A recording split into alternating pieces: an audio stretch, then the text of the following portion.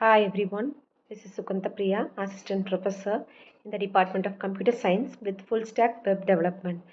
This presentation is about the topic bandwidth and cache in the subject Essence of Web Technology.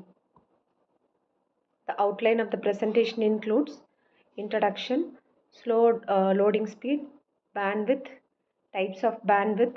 In the types of bandwidth, we will discuss about network bandwidth, memory bandwidth, cache, relationship between bandwidth and cache, and finally conclusion.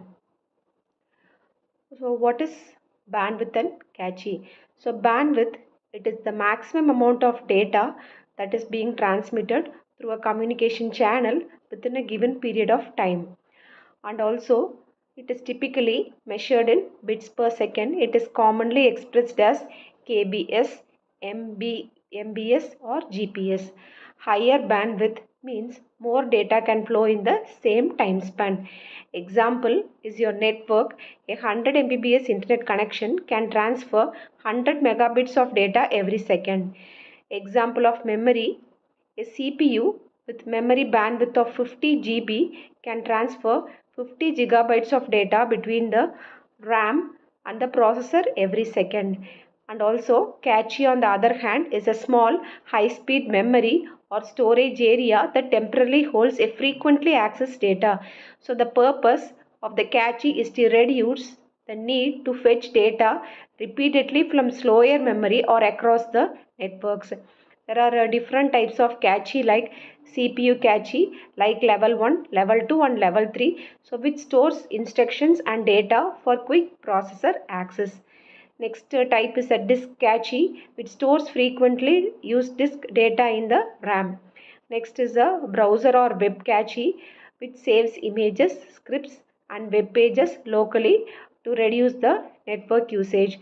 So the main benefit of the cache is to improve the speed and it is going to reduce the bandwidth usage.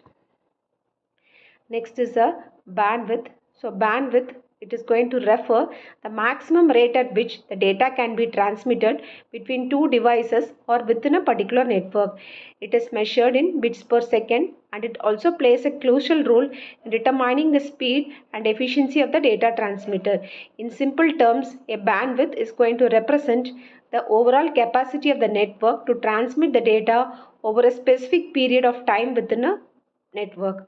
A higher bandwidth allows for faster data transfer speeds, enabling the user to access and download the content in a more quick manner.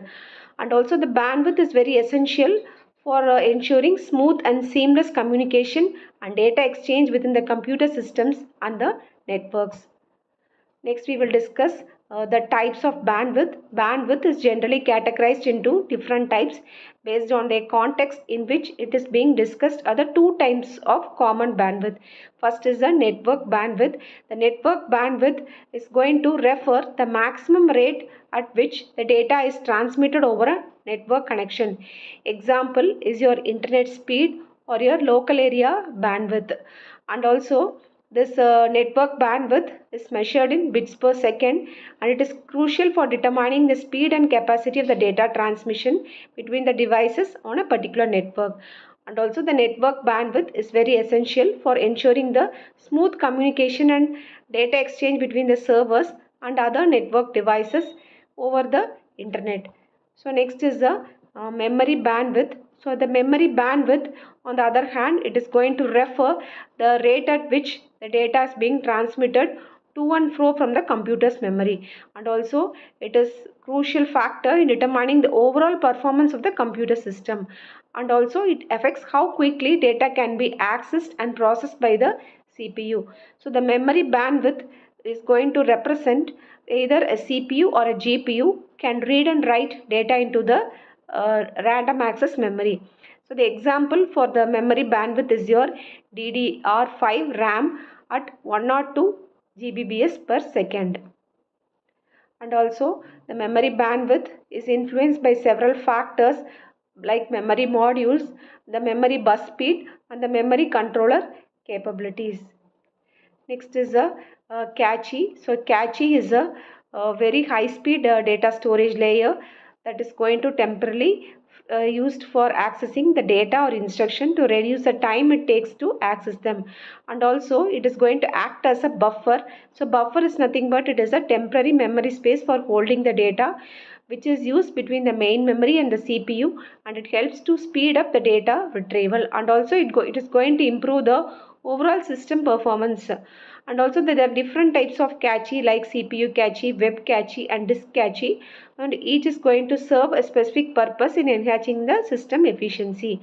And also the cache works on the principle of locality, where the data is being accessed frequently, or the data that is spatially or temporarily which is close to each other is stored on the cache for a quick retrieval.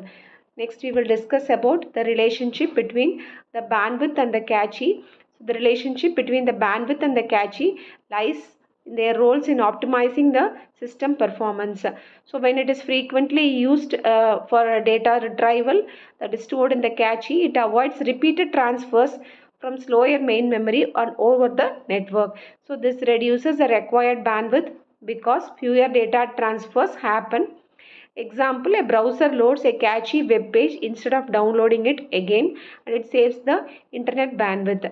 And also it is a very high speed memory that stores frequently accessed data.